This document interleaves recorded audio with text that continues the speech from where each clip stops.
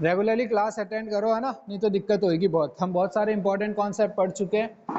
अगर आपको नहीं समझ में आ रहे तो अब एक ही तरीका है उनको, आप है ना वीडियो देखो, ठीक है। वीडियो में अपलोड कर रहा हूँ, ये अच्छी बात है आपके लिए, आप देखो, क्लास अटेंड करा करो, नहीं तो बहुत प्रॉब्लम हो जाएगी, ठीक है। चलो देखो, तो मेमोरी एलोकेशन वगैरह मैंने बताया था लास्ट क्लास में कि मेमोरी एलोकेशन क्या होता है, static memory allocation, dynamic memory allocation वगैरह ये सब दिखा था हमने, प्रोग्राम भी बनाया था, ठीक है। आज मेमोरी एलोकेशन का एक ही प्रोग्राम और बनाते हैं, ठीक है। जो भी क्लास अटेंड करी थी, मेरे ख्याल से केवल टीनू ही है जिसने क्लास अटेंड करी थी, एक विशाल था तो आज उसने अटेंड नहीं करी है, तो कोई बात नहीं, देखते हैं ना। तो वही मेमोरी एलोकेशन वाला हम एक बार प्रोग्राम बना रहे हैं। पहले हमने इंटीजर एरे से बनाया था, आज हम कैरेक्टर एरे से बना रहे हैं, ठीक है। ध्यान से देख लेना आप, अगर आपने अभी तक भी नहीं देखा है तो इसको प्रोग्राम को अच्छे से देख लेना और वीडियोस देख लेना अच्छे से। देखो देखो, सबसे पहले तो हम यहाँ पर लिखेंगे वही हमारा जो है हैश इंक्लूड वगैरह ना, तो हैश इंक्लूड वगैरह तो आप लिखते रहना। मैं केवल यहाँ पर stdli भी लिख रहा हूँ क्योंकि जो मेरी नई लाइब्रेरी है ना, दिख रहा है यहाँ से, हाँ दिख रहा है, चलो ठीक है। इसके ऊपर hash include stdio dot H आएगा, hash include conio dot H आएगा, ठीक है। वो आप अपने आप से लिखना, मैं नहीं लिख रहा हूँ, ठीक है। अब देखो, फिर हम void main लिखते हैं हमारा, तो मैंने void main लिख दिया, ये मैंने void main लिख दिया। अब मुझे क्या करना है कि मुझे क्रिएट करना है डायनेमिक मेमोरी एलोकेशन से, ठीक है। एक एरे क्रिएट करना है डायनेमिक मेमोरी एलोकेशन से, ठीक है। तीनों ने ही केवल कल की क्लास अटेंड करी थी तो उसे समझ में आ जाएगा, बाकी किसी को नहीं आएगा तो आप कल की क्लास देखना, फिर आज का रिकॉर्ड दोबारा से देखना तो आपको आ जाएगा, ठीक है। देखो, तो डायनेमिक मेमोरी एलोकेशन से हम कैसे एरे क्रिएट कर रहे हैं, तो हम क्या करेंगे, हम सबसे पहले तो लेंगे इंटीजर n, ठीक है, कि मुझे कितने ज्यादा यहाँ पर, या फिर सीधा सा ये वाला तो कल हम देख चुके थे, आप स्ट्रिंग वाला लो, ठीक है। तो जैसे मैंने लिया अपना कैरेक्टर एरे, ठीक है, कैरेक्टर पॉइंटर ले लिया आपने, कोई भी नेम ले लिया, ठीक है, कैरेक्टर पॉइंटर नेम। तो अब मैं इसको क्या दे सकता हूँ, कोई नेम दे सकता हूँ ऐसे, ये क्या हो जाएगा, शक्ति है ना, या फिर NBF स्कूल ले लो, ठीक है। तो जैसे मैंने NBF कर दिया तो ये क्या होता है कि एक स्ट्रिंग क्रिएट हो जाती है ना। एक तरीका ये भी होता है, दूसरा तरीका हमने क्या देखा था, दूसरा तरीका ऐसे देखा था कि हमने लिखा कैरेक्टर और यहाँ पर मैंने लिखा नेम, है ना, नेम, और name is equal to NBF, ठीक है। तो ये दो तरीके होते हैं हमारे पास कैरेक्टर स्ट्रिंग को क्रिएट करने के ना, किसी भी स्ट्रिंग को क्रिएट करने के। तो होगा क्या कि NBF एक स्ट्रिंग हमारी बन जाएगी इस तरह से, और जो है उसको नेम जो एक वेरिएबल होगा उसको वो पॉइंट करेगा, ठीक है।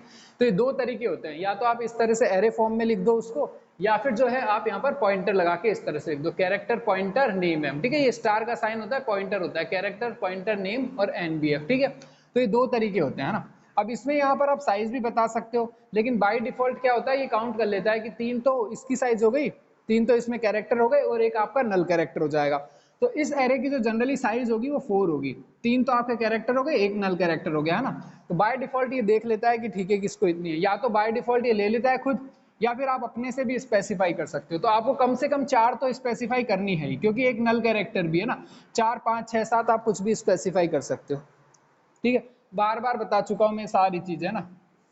देखो अब मेरे को क्या करना है कि मेरे को डायनेमिक मेमोरी एलोकेशन का प्रोग्राम बनाना है, तो वो फंक्शनैलिटी मेरे को देखनी है, ठीक है। तो ऐसे मैंने सपोज ये क्रिएट कर लिया ना। अब देखो, अब मेरे को जो है कि ये तो मैंने वैसे ही क्रिएट कर दिया, अब मुझे डायनेमिक मेमोरी एलोकेशन से क्रिएट करना है ना। ये तो स्टैटिक मेमोरी एलोकेशन होता है इस तरह से, तो ये एक एरे क्रिएट हो गया।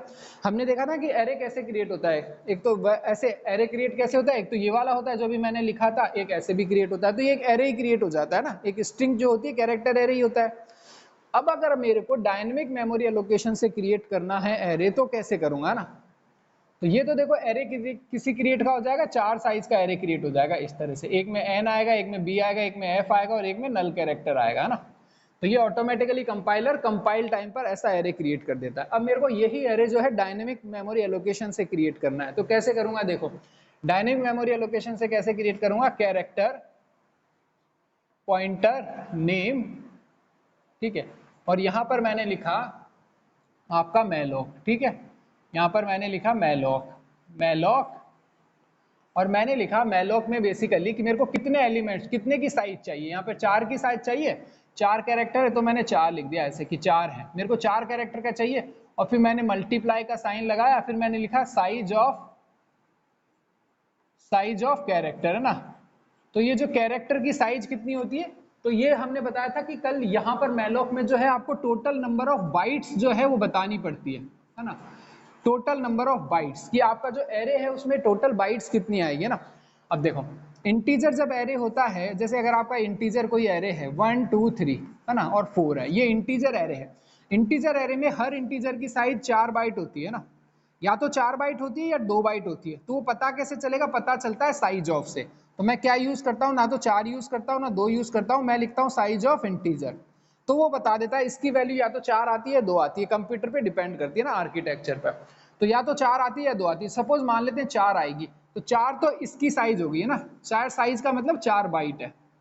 और इसमें कितने इंटीजर है, 4 ही इंटीजर है। तो 4 गुणा 4 इसका मतलब 16 बाइट इसको एरे को चाहिए है ना। ये एरे 16 बाइट साइज का है, ठीक है। तो वो ही साइज मेरे को यहाँ पर बतानी पड़ती है कि मैलॉक में मेरे को 16 पास करने होंगे। तो मैलॉक समझ जाएगा कि 16 बाइट्स का मेरे को एरे एलोकेट करना है, ठीक है। अब ये वाला एग्जांपल तो हमने कल इंटीजर वाला कर लिया था, ठीक है। जिसने भी नहीं देखा तो ये इंटीजर का एग्जांपल हमने कल करा था, वो देख लेंगे। आज हम कैरेक्टर वाला देख रहे हैं। तो कैरेक्टर की साइज क्या होती है, कैरेक्टर की साइज 1 बाइट होती है ना। कैरेक्टर की साइज 1 बाइट होती है, लेकिन फिर वही चीज हम करेंगे कि हम 1 बाइट ना लिखकर यहाँ पर साइज ऑफ कैरेक्टर लिखेंगे, वो ऑटोमेटिकली 1 जो है इसको एलोकेट कर देगा। तो ये 4 इंटू 1 जो है एक्चुअली 4 आ जाएगा। अब आप चाहे कुछ भी मानो इसको ना, हो सकता है कैरेक्टर साइज 2 है तो 8 बाइट हो जाएगा। तो ये एक एरे क्रिएट कर देगा जिसमें 4 कैरेक्टर आप स्टोर कर सकते हो है ना। तो ये कैरेक्टर आप उसमें स्टोर कर लोगे फिर है ना। अभी तो स्टोर नहीं करे, अभी तो केवल एरे क्रिएट करा है 4 कैरेक्टर्स का, ठीक है। तो इस तरह से आप करो ना। तो ये जो है एक एरे क्रिएट हो जाएगा डायनेमिकली। तो ये जो है मैलॉक है ना। लेकिन अब क्या होता है कि ये केवल एक है ना एरे क्रिएट करके दे देता है इस तरह से ना। एरे क्रिएट कर सकता है जिसमें 4 कैरेक्टर आ सकते हैं, लेकिन इसको खुद को भी नहीं पता होता अभी कि एक्चुअली इसमें कितने कैरेक्टर आने हैं। तो इसको स्पेसिफिकली यहाँ पर लिखना पड़ता है कि ये जो साइज आपने एलोकेट करी है इसमें मेरे को कैरेक्टर डालने हैं। तो यहाँ पर मैं लिखूंगा कैरेक्टर पॉइंटर। इस तरह से टाइप कास्ट करना पड़ता है, इस चीज को बोलते हैं टाइप कास्ट, ठीक है। ठीक है। बेसिकली मैलॉक जो रिटर्न करता है, हमने देखे थे मैलॉक वगैरह के फंक्शन, वो एक वॉइड पॉइंटर रिटर्न करता है ना। वॉइड का मतलब है एक एरे है, उसमें आप कुछ भी रख सकते हो, आप इंटीजर भी रख लो, कैरेक्टर भी रख लो, फ्लोट भी रख लो। उसकी साइज 20 बाइट है ना। अब देखो 20 बाइट का अगर कोई एरे है तो उसमें मैं क्या क्या स्टोर कर सकता हूँ, उसमें मैं 20 कैरेक्टर भी स्टोर कर सकता हूँ और उसमें मैं 5 इंटीजर भी स्टोर कर सकता हूँ। दोनों चीजें कर सकता हूँ, या तो 20 कैरेक्टर कर लो या 5 इंटीजर। क्यों, क्योंकि दोनों की साइज 20 बाइट्स ही आती है। 20 कैरेक्टर, एक कैरेक्टर की साइज होती है 21 बाइट होती है, तो 20 कैरेक्टर की साइज 20 बाइट हो गई। एक इंटीजर की साइज होती है 4 बाइट, तो 5 इंटीजर की साइज 20 बाइट। तो इसमें जो है ये क्या करता है कि मैलॉक जो है 20 बाइट का एक एरे क्रिएट कर देता है। अब आप उसमें इंटीजर स्टोर कर लो चाहे आप उसमें कैरेक्टर स्टोर कर लो। तो यहां पर मेरे को बताना पड़ता है कि मैं उसमें क्या स्टोर करने जा रहा हूं। कल हमने पढ़ा था कि हम उसमें इंटीजर स्टोर करवा रहे थे, अब मुझे उसमें कैरेक्टर स्टोर करवाने हैं, तो वो इस तरह से कैरेक्टर स्टार लगाएंगे यहाँ पर। इसको टाइप कास्ट बोलते हैं ना। जो मैलॉक फंक्शन होता है वो वॉइड पॉइंटर रिटर्न करता है, तो हम उसको टाइप कास्ट करके कैरेक्टर पॉइंटर में कन्वर्ट कर देंगे। इस तरह से हम बता देंगे कि भाई हमको कैरेक्टर रिटर्न करना है, ठीक है।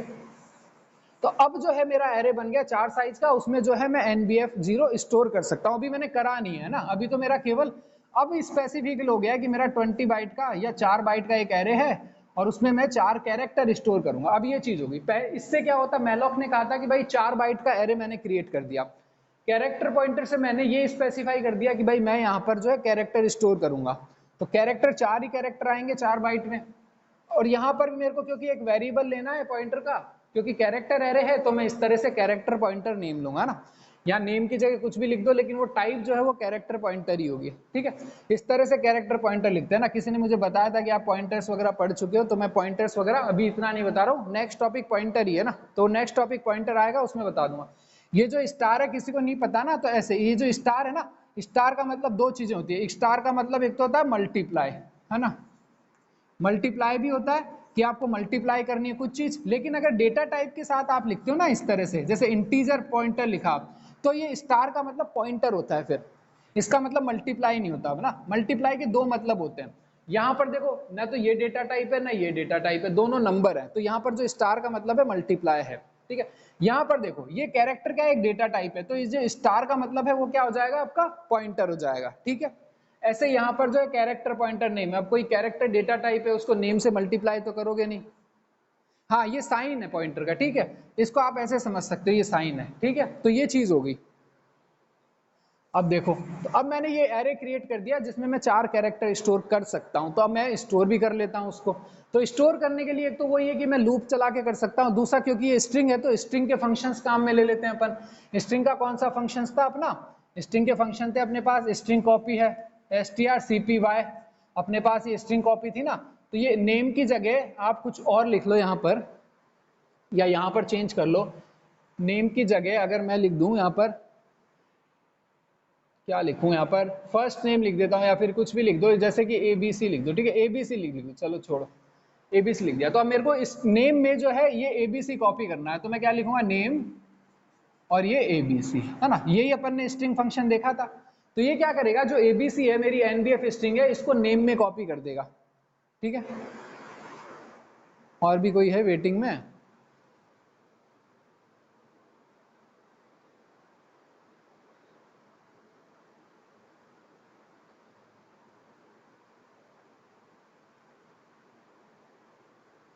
ठीक है, तो ये क्या करेगा कि ABC जो है वो नेम में कॉपी कर देगा। तो नेम जो है मेरा कैरेक्टर है, उसमें भी अब NBF और ये नल कैरेक्टर आ जाएगा लास्ट में, ठीक है। कॉपी फंक्शन मैंने बताया था कैसे काम करना होता है ना, लास्ट के 2 लेक्चर आपको देखना, 2-3 लेक्चर आपको ये सारा स्ट्रिंग फंक्शंस मैंने बताए थे, अगर किसी ने नहीं देखे हो। तो नेम जो है मेरा वो वाला हो गया, ठीक है। तो इस तरह से जो है मैंने ये वाला तो मैंने स्टैटिक एरे क्रिएट करा था, कंपाइल टाइम पर एरे क्रिएट हुआ था, और ये इस तरह से मैंने रन टाइम पर क्रिएट करा। ये भी मैंने बताया कंपाइल टाइम रन टाइम क्या होता है ना। तो ये जो है एरे होता है रन टाइम पर क्रिएट होता है। तो ये इस तरह से जो है, अब अगर मेरा नेम प्रिंट करवाऊंगा तो मैं कैसे करवाऊंगा, वही जैसे मैं वो करवाता हूँ, प्रिंट एफ %s, और यहां पर मैं लिख दूंगा आपका नेम, ठीक है। ये नेम लिख दूंगा तो ये क्या प्रिंट हो जाएगा आपके पास, टर्मिनल पर NBF प्रिंट हो जाएगा, ठीक है। ये आपका हो गया,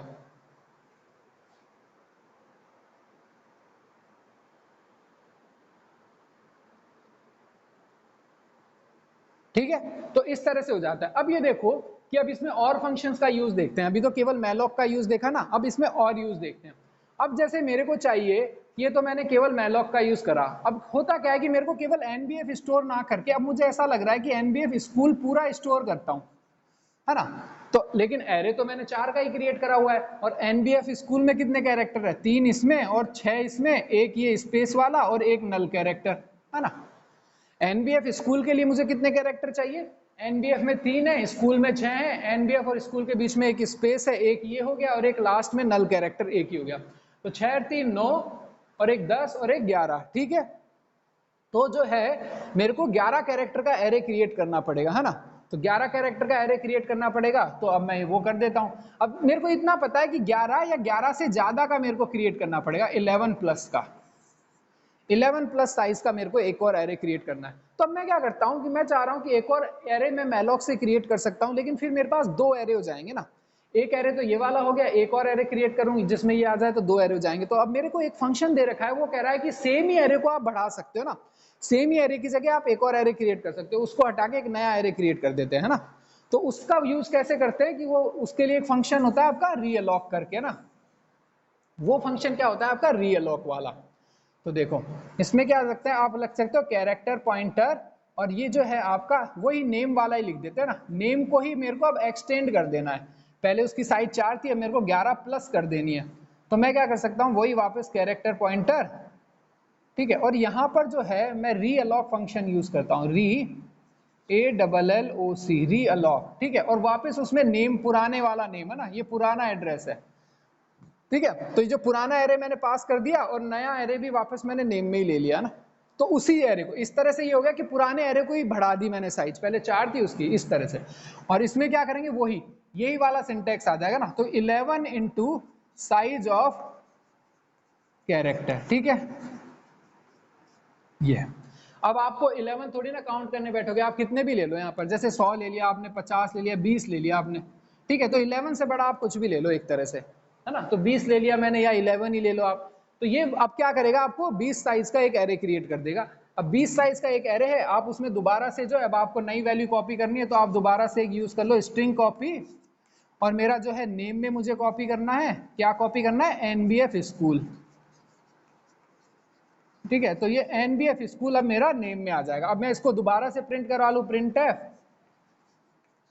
प्रिंट एफ मैंने लिखा %s और यहां पर जो मैंने कर दिया आपका नेम, ठीक है।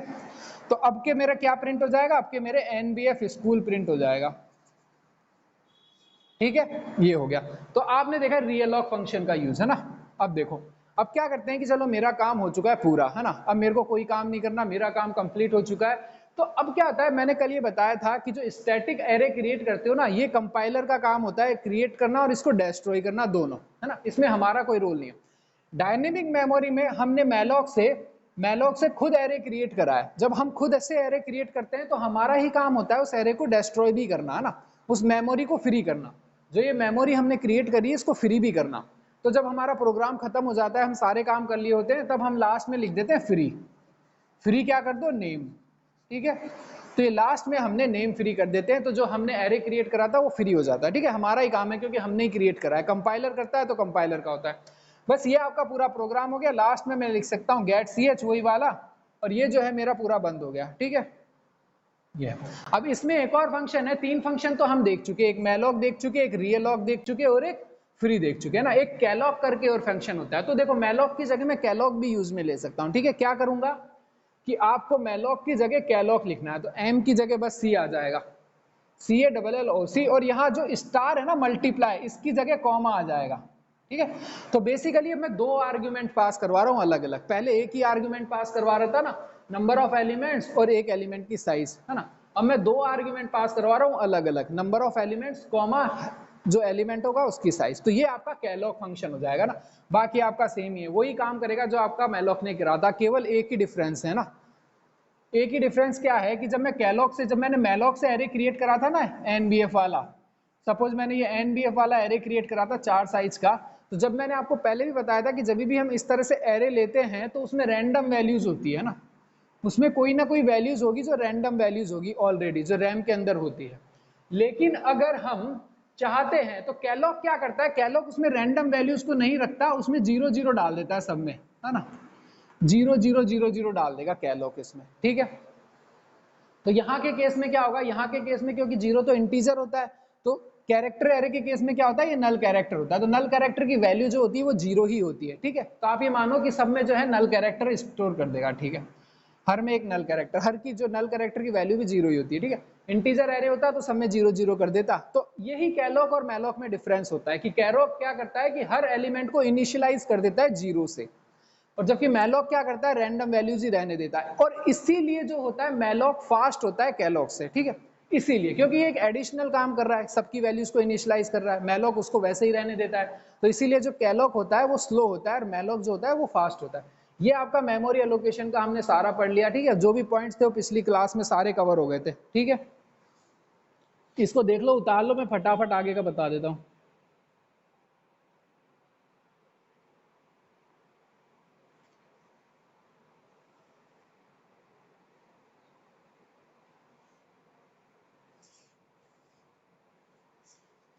अच्छा, इसमें एक चीज और है कि एक प्रिंट फंक्शन का यूज करा हुआ है fprintf का, है ना, वो मैं बता देता हूं कि वो क्या होता है। देखो यहाँ पर इस printf की जगह या ये वाले की जगह में fprintf यूज कर लेता हूँ, ठीक है।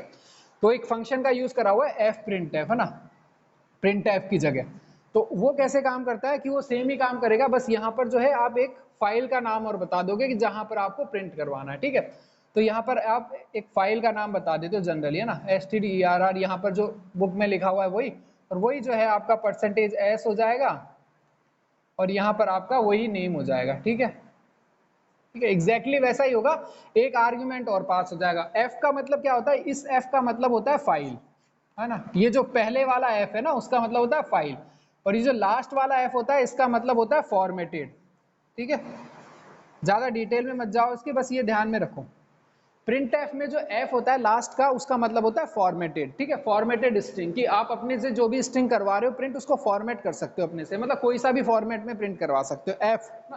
और जो ये पहले वाला f है इसका मतलब होता है फाइल, कि जो भी आप प्रिंट करवा रहे हो किसी भी फाइल में करवा सकते हो। तो ये जो stderr होती है ना, एक तरह से फाइल होती है ना। तीन तरह की फाइल होती है इस टाइप की, एक तो होता है स्टैंडर्ड एरर होता है, एक स्टैंडर्ड इनपुट होता है, एक स्टैंडर्ड आउटपुट होता है, ठीक है।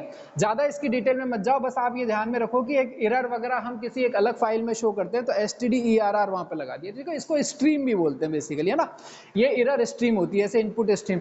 तो आप बस ये ध्यान में रखो fprintf का मतलब है कि फाइल आपको ये जो प्रिंट करना है वो आपके टर्मिनल पर प्रिंट ना होकर, आउटपुट विंडो में प्रिंट ना होकर, इस फाइल में प्रिंट होगा जो आप पास करवा रहे हो, ठीक है। बस यही इसमें है। ये आपका हो गया। अब मैं आपको फटाफट से जो है, कितना टाइम बचा है, टाइम बचा है अभी 10 मिनट, उसमें पॉइंटर पढ़ा देता हूं नेक्स्ट टॉपिक, ठीक है। इसकी फोटो खींच लो।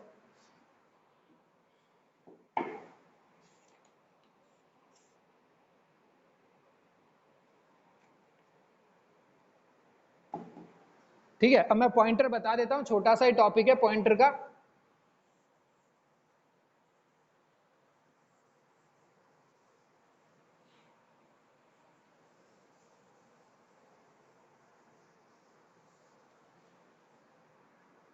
देखो पॉइंटर क्या होता है ना, देखो मैंने आपको कहा था कि जो भी वेरिएबल्स होते हैं वो रैम में डिक्लेयर होते हैं, हमारी रैंडम एक्सेस मेमोरी होती है ना, ठीक है। ये जैसे मेरी रैम है, ठीक है। अब मेरा कोई भी प्रोग्राम चल रहा है, इस प्रोग्राम में मैंने सपोज वेरिएबल क्रिएट करे इंटीजर i और इंटीजर j, है ना। अभी stdlib का यूज नहीं है, वो तो केवल मैलोक कैलोक के लिए था, ठीक है। ऊपर वही आपके stdio वगैरह वो तो आएंगे ही आएंगे, ठीक है। तो जैसे ही मैंने ये i वेरिएबल क्रिएट करा या j वेरिएबल क्रिएट करा, तो ये जो i है ये j है आपके मेमोरी में क्रिएट हो जाता है, ठीक है। सब बताया हुआ है मैंने। अब ये क्या होता है कि जो मेमोरीज होती है क्या होती है, बाइट्स होती है, एरे ऑफ बाइट्स होती है ना। रैंडम एक्सेस मेमोरी क्या होती है, एरे ऑफ बाइट्स होती है। तो हर बाइट का कुछ ना कुछ एड्रेस होता है। सपोज इसका एड्रेस 100 है तो इसका एड्रेस 101 होगा, ठीक है। लेकिन क्योंकि ये इंटीजर है तो ये 4 ब्लॉक का होगा, तो या 104 होगा इसका। अगर ये कैरेक्टर होता तो 101 ही होता ना, बताया था ना। इंटीजर की साइज 4 बाइट होती है, कैरेक्टर की साइज 1 बाइट होती है। तो अगर i और j मेरे इंटीजर हैं तो जो भी इंटीजर की वैल्यू है, तो इसका मतलब होगा कि i 4 बाइट रखेगा, तो पहला एड्रेस अगर 100 है तो अगले वाले इंटीजर का एड्रेस 104 होगा। क्यों? क्योंकि इन दोनों का डिफरेंस 4 बाइट है। अगर ये कैरेक्टर होता तो अगला जो है 101 पर ही स्टोर होता है ना। तो अगर मान लो कि मेरे पास दो कैरेक्टर है a और b, है ना, तो अगर a यहाँ पर है, b यहाँ पर है, और a का एड्रेस अगर 105 है तो b का एड्रेस 106 होगा ना, क्योंकि a की जो साइज है वो केवल 1 बाइट होगी। तो अगला जो स्टोर होगा केवल अगले वाले बाइट पे स्टोर हो जाएगा। जबकि इंटीजर में i की साइज 4 बाइट है तो अगला वाला जो इंटीजर स्टोर होगा वो 104 पर जाकर स्टोर होगा, ठीक है। तो ये इस तरह से आप सोच सकते हो कि हर बाइट का एक एड्रेस होता है। या फिर अब मैं जनरल बात करूं तो हर जो वेरिएबल है वो कहीं ना कहीं जो है आपके एक एड्रेस पे स्टोर होता है मेमोरी के अंदर, ठीक है। तो देखो अब दोबारा से सुन लो इसको कि कोई भी वेरिएबल आपका मेमोरी में रैम में स्टोर होता है, ठीक है। जैसे ही हम क्रिएट करते हैं तो वो वेरिएबल जो है आपका इसमें स्टोर हो जाता है, ठीक है। यहाँ पर बेसिकली आई जे की वैल्यूज होती है ना, तो आई जे की वैल्यूज होती है बेसिकली, तो आप आई और जे ही लिखे चलो अभी, ठीक है। तो जो भी आपका वेरिएबल है वो रैम में इस तरह से स्टोर होता है, और हर जो वेरिएबल होता है उसका एक एड्रेस होता है, ठीक है। यही एड्रेस हम एरे में काम में लेते हैं ना। जब एरे बना लेते हैं इसी चीज को, तो जैसे ए बी वाला ये आई जे वाला अगर मेरा एरे है तो ये मेरा एरे हो गया, जिसका पहले का एड्रेस 4 हो गया, दूसरे का एड्रेस 5 हो गया, और इसमें मान लो 5 और 6 वैल्यूज है, तो ये मेरा एरे हो गया। तो यही एरे होता है बेसिकली, है ना। उसको हम इस तरह से अलग से निकाल कर शो करते हैं, ठीक है। तो हर वेरिएबल का कुछ ना कुछ आपका एड्रेस होता है, और वही एड्रेस जो है हम पॉइंटर में स्टोर करते हैं ना। अब देखो आपको लग रहा होगा कि ये इंटीजर है, जनरली ये इंटीजर तो होते ही हैं, लेकिन इंटीजर में भी क्या होते हैं, इंटीजर में भी आपने देखा होगा बाइनरी नंबर्स होते हैं, ऑक्टल होते हैं, हेक्साडेसिमल होते हैं। तो जनरली जो आपके जो नंबर्स होते हैं ना वो हेक्साडेसिमल फॉर्म में होते हैं। जैसे कि ये हो सकता है आपका EF हो, या आपका AB हो, है ना, ये आपका 0 1 2 और A करके एड्रेस हो, है ना। इस तरह से एड्रेस होंगे ये 1 2 AB, है ना। इस तरह से ये कुछ एड्रेसेस होंगे, है ना। अब ये मैंने गलत लिखे हुए हैं एड्रेस, हाइपोथेटिकल लिख दिए बस आपको समझाने के लिए। अदरवाइज क्या होगा कि आपको देखना पड़ेगा कि ये एड्रेस इसके 4 बाद ही आ रहा हो, ठीक है। ठीक है, ये मैंने हाइपोथेटिकल लिख दिया। अदरवाइज होगा क्या कि ये जो एड्रेस है इसमें 4 ऐड करेंगे तो ये एड्रेस आएगा, इस एड्रेस में 1 ऐड करेंगे तो ये एड्रेस आएगा। लेकिन अभी मैंने बस आपको समझाने के लिए हाइपोथेटिकली लिख दिया इसको, ठीक है। तो और वैसे भी क्या होगा कि ये जितनी साइज होगी, चलो छोड़ो वो सब, तो हर एक जो आपका वेरिएबल है उसका एक एड्रेस होगा, और जो एड्रेस होता है जनरली एक इंटीजर ही होता है, लेकिन उसको इंटीजर में भी आपको हेक्साडेसिमल फॉर्म में रखते हो। जनरली आप उसको वैसे ही रिप्रेजेंट करते हो ना। है तो ये भी इंटीजर ही। हेक्साडेसिमल भी क्या होते हैं आपके इंटीजर्स ही होते हैं, जैसे बाइनरी है, ऑक्टल है, डेसिमल है, सब क्या है इंटीजर्स ही है। लेकिन आप स्पेसिफिकली जो एड्रेस होता है ना उसको हेक्साडेसिमल की फॉर्म में शो करते हो ना, ये तरीका होता है शो करने का कि एड्रेस को आप हेक्साडेसिमल फॉर्म में शो करते हो, ठीक है। उसका भी एक अपना बेनिफिट है, इसलिए ऐसा करते हैं। अदरवाइज ये है भी नंबर है ना, नंबर ही है एक, ठीक है। अगर आप हेक्साडेसिमल को नंबर को डेसिमल में कन्वर्ट कर सकते हो, डेसिमल को हेक्साडेसिमल में, तो ये हेक्साडेसिमल होते हैं। तो अब ये जो हेक्साडेसिमल्स नंबर्स होते हैं या जो भी नंबर है हमारे नॉर्मल इंटीजर्स भी हैं ये, तो इसको एड्रेस इसको स्टोर करने के लिए ही हम पॉइंटर वेरिएबल का यूज में लेते हैं ना। तो पॉइंटर क्या है, जो किसी भी वेरिएबल का एड्रेस स्टोर करते हैं। तो देखो अब अगर जैसे मेरे को किसी भी इंटीजर वेरिएबल का एड्रेस स्टोर करना है तो कैसे लिखूंगा, जैसे मैंने लिखा इंटीजर आई है ना, ये मैंने लिख दिया, आई को ले लिया 3, ठीक है। अब मेरे को चाहिए एक ऐसा वेरिएबल क्रिएट करना है जो कि इस आई का एड्रेस रख सके, कि मतलब आई का एड्रेस क्या है, यहाँ पर ये वाला एड्रेस है ना, तो इस एड्रेस को रख सके एक ऐसा वेरिएबल चाहिए।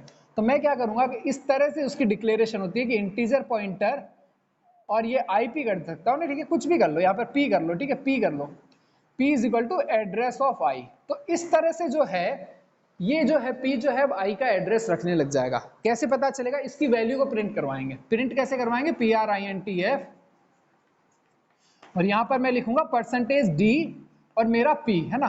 तो ये क्या करेगा कि इसकी डेसिमल वैल्यू को प्रिंट कर देगा ना। तो ये जो एड्रेस है यही तो मैं स्टोर करवाना चाह रहा था, आई का एड्रेस यही तो है और यही मैं स्टोर करवाना चाह रहा था। और जब मैं ये पी को प्रिंट कराऊंगा तो ये यही नंबर प्रिंट करेगा, लेकिन ये डेसिमल में प्रिंट करेगा, क्योंकि जो डी होता है वो डेसिमल के लिए होता है। अगर आपको हेक्साडेसिमल में प्रिंट करवाना है तो आपको डी की जगह एक्स लिखना पड़ेगा बस, ठीक है। तो ये यही नंबर प्रिंट कर देगा, ये जो एड्रेस है ये प्रिंट कर देगा, ठीक है। तो ये ही पॉइंटर्स होते हैं ना। अब इन एड्रेस को यूज करने के क्या क्या फायदे होते हैं, हमने एरे में देखा ही है कि कैसे एड्रेस का यूज करते हैं ना। तो एरे को आप रिकॉल करोगे, लास्ट के 2-3 लेक्चर रिकॉल करोगे तो आपको पता चलेगा कि हाँ कैसे एड्रेस का यूज होता है ना। तो ये इसी तरह से होता है। अब जैसे ये कैरेक्टर है तो होगा क्या, देखो एक और वेरिएबल क्रिएट हो जाएगा यहाँ पर आईपी के नाम से, है ना, एक और वेरिएबल, क्योंकि ये वेरिएबल भी तो आपके मेमोरी में स्टोर होगा। आपने एक वेरिएबल पी स्टोर है ना, पी मैंने पॉइंटर वेरिएबल क्रिएट करा है, तो ये भी जो है मेमोरी में स्टोर हो जाएगा। लेकिन उसके मतलब नहीं है, उसका भी कोई ना कोई एड्रेस जरूर होगा, लेकिन अब उसका हमको कोई मतलब नहीं, हमें केवल आई के एड्रेस से मतलब था। उसका भी कोई एड्रेस होगा, वो भी स्टोर होगा, और उसका भी कोई एड्रेस होगा, ठीक है, उसके बारे में बात नहीं करेंगे। अब जैसे कैरेक्टर ए है, इसका मेरे को एड्रेस स्टोर करना है पी में, है ना। तो चलो ये पी को मैं अब कैरेक्टर को ले लेता हूँ, आई को छोड़कर, इंटीजर को लेकर। तो मैंने क्या करा, यहाँ पर कैरेक्टर ले लिया, ठीक है। तो मैंने क्या करा, यहाँ पर कैरेक्टर ले लिया, character A is equal to, मैंने ले लिया कोई कैरेक्टर आपका ई, है ना।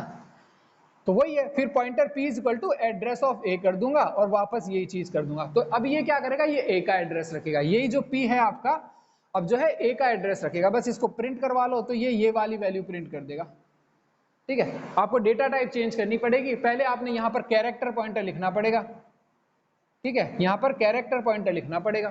पहले आपने दोनों तरफ इंटीजर लिए थे, इंटीजर ए वेरिएबल लिया था और उसका पॉइंटर भी इंटीजर स्टार से लिखा था। अब मेरे को कैरेक्टर का एड्रेस रखना है तो मैं दोबारा से ही करूंगा, कैरेक्टर एरे तो मैं लेऊंगा ही, कैरेक्टर तो क्रिएट लूंगा ही पहले, फिर कैरेक्टर पॉइंटर पी लूंगा क्योंकि कैरेक्टर का एड्रेस रखना है, ठीक है, ऐसे। अब देखो कि इसी से ही मैं वैल्यूज भी प्रिंट करा सकता हूँ। ये एड्रेस तो रखते हैं लेकिन एड्रेस से वैल्यूज भी प्रिंट हो जाती है। जैसे कि अगर मैं यहाँ पर ये वाला लगा दूं प्रिंट एफ परसेंटेज, कैरेक्टर को कैसे प्रिंट कराते हैं, परसेंटेज सी, तो कैसे प्रिंट कराऊंगा, आपका ए, तो ये आपका कैरेक्टर प्रिंट हो गया। ये तो आपको पता ही है कि अगर मैं परसेंटेज सी ए लिखूंगा, ए क्या है ई, तो क्या प्रिंट हो जाएगा आपका ई प्रिंट हो जाएगा, है ना। एक दूसरा तरीका और है इसको प्रिंट करने का, वो क्या है, आप एक ही जगह लिख दो आपका पॉइंटर पी, तो ये आपका ई प्रिंट कर देगा, है ना। ये आपका तरीका है। और पहले वाले केस में अगर दोबारा ये करूंगा पॉइंटर पी और यहाँ परसेंटेज डी, है ना, पहले वाले केस में, तो ये क्या प्रिंट कर देगा, आई की वैल्यू प्रिंट कर देगा, जो भी मैंने आई की वैल्यू ली थी, ठीक है। ये देखो, तो इसी तरह से जो होते हैं पॉइंटर्स क्या होते हैं, एड्रेस रखते हैं। तो आप उसका पॉइंटर के थ्रू आप उसका एड्रेस भी पता कर सकते हो और आप उसका वैल्यू भी पता कर सकते हो, ठीक है। तो ये हो गया। अब देखो ये स्टार पी आ गया, या तो आप स्टार पी कर लो या फिर आप वही अपने कैरेक्टर परसेंटेज सी कराता या ए कराता ना, ये दोनों चीज एक ही है ना। अलग अलग लिख देता हूं, अगर आप फटाफट इसको उतार लो तो परसेंटेज सी और ये जो है आपका पॉइंटर पी, तो ये दोनों एक ही चीज है ना, दोनों आपके ई को ही प्रिंट करेंगे, ठीक है। अब एड्रेस प्रिंट कराने के भी दो ही तरीके हैं ना, एक तो तरीका हम देख ही चुके ये वाला, है ना। एक और तरीका एड्रेस प्रिंट कराने का, वो क्या है, ऊपर लिख देता हूं इसके PRINTF और वही आपका परसेंटेज एक्स और यहां पर आप लिखो एड्रेस ऑफ ए, ठीक है। तो ये दो तरीके तो आपके एड्रेस प्रिंट कराने के हो गए, दो तरीके आपके वैल्यू प्रिंट कराने के हो गए, देखो है ना। कैरेक्टर मैंने लिया ए, पॉइंटर लिया मैंने पी, दोनों कैरेक्टर का ये एड्रेस रखना है, इसलिए कैरेक्टर पॉइंटर पी लिया, P is equal to address of A कर दिया ना, character star P is equal to address of A. अब मेरे को अगर एड्रेस प्रिंट कराना है तो डायरेक्ट एड्रेस ऑफ ए से भी प्रिंट करा सकता हूं, क्योंकि एड्रेस ऑफ ए एड्रेस दे देगा उसका। दूसरा तरीका जो मैंने पॉइंटर लिया था उससे पी से भी करा सकता हूं, क्योंकि पी की वैल्यू ही एड्रेस ए है। तो ये दो तरीके हो गए। अब वैल्यू प्रिंट करानी उसके भी दो तरीके हैं, एक तो डायरेक्ट ए को प्रिंट कराओ, कैरेक्टर है तो परसेंटेज सी से करा रहे हैं, और दूसरा ए की जगह मैं स्टार पी लिख दूंगा, परसेंटेज सी तो रहेगा ही, कैरेक्टर है और स्टार पी कर दूंगा, तो ये मेरा ई प्रिंट कर देगा, और ये मेरा जो है एड्रेस प्रिंट कर देगा, ये वाला ए बी 105, ठीक है, ये मेरा एड्रेस जो है प्रिंट कर देगा। ये बस ये ओवरऑल आपके पॉइंटर के बारे में दे रखा है, ठीक है। टाइम हमारे पास बचा है, टाइम बचा है 1 मिनट, कुछ और तो नहीं बचा है इसमें। अच्छा हाँ, इसमें एक और चीज बची है आपके नल पॉइंटर्स, ठीक है। देखो ये मैंने आपको बताया था कि अगर किसी भी वेरिएबल को आप जैसे पॉइंटर ले रहे हो ना, नल पॉइंटर्स क्या होते हैं, ठीक है। तो यहां पर लिख देते हैं अपन नल पॉइंटर क्या होते हैं। देखो नल पॉइंटर वो होते हैं जिनकी वैल्यू नल होती है ना, जैसे मैंने कोई पॉइंटर क्रिएट करा, ये वाला कैरेक्टर पॉइंटर पी है ना, ये मैंने ले लिया। अब मेरे को लेकिन अभी इसकी वैल्यू इनिशियलाइज नहीं करनी है ना, तो जनरली मैं क्या करता हूं कि इनिशियलाइज करना होता है, अच्छा रहता है किसी भी वैल्यू को इनिशियलाइज करना किसी भी चीज से, तो मैं इसको नल कर देता हूं। नल का मतलब जीरो होता है ना, नल की जो वैल्यू होती है वो जीरो होती है, ये एक कांस्टेंट होता है, नल एक कांस्टेंट होता है जिसकी वैल्यू जीरो होती है, ठीक है। तो ऐसे नल पॉइंटर जो है आप लेते हो, इसका मतलब ये है कि जैसे ही मैंने कोई पॉइंटर क्रिएट करा, जैसे यहाँ पर ये क्रिएट करा, लेकिन अभी मैं नहीं चाहता कि उसको कोई एड्रेस असाइन करूं, मैंने कैरेक्टर तो मैंने अपना पॉइंटर तो क्रिएट कर लिया है ना मेमोरी के अंदर, लेकिन उसको कोई वैल्यू असाइन नहीं करी, बाद में करूंगा, मेरे बाद में काम आएगा। तो अच्छा ये रहता है कि उसको ब्लैंक मत छोड़ो, उसमें रैंडम वैल्यू होगी, है ना, रैंडम वैल्यू होगी। अगर आप कोई वैल्यू नहीं दो तो रैंडम की जगह आप नल असाइन करो, और यही काम कैलॉग भी करता है कि 000 सब में डाल देता है। तो आप भी यही काम करो कि उसमें नल कैरेक्टर डालते जाओ, है ना।